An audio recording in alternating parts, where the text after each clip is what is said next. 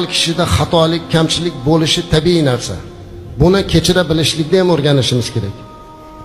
Payg'ambarimiz alayhissalatu vassalam aytadilarki, ayol kishi qovurg'adan yaralgan, qovurg'a qiyshiq bo'ladi.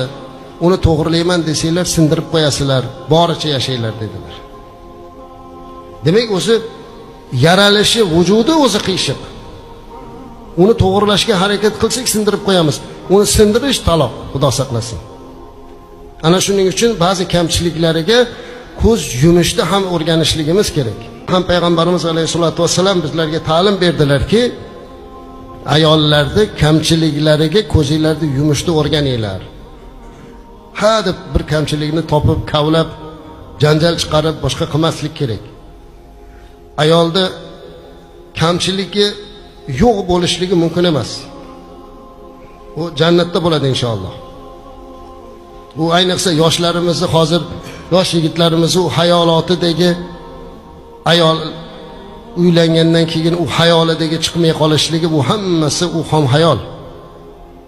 Kinoda hayotga tatbiq qilmaslik kerak. Kitobdagi bo'lgan sevgi qissalarini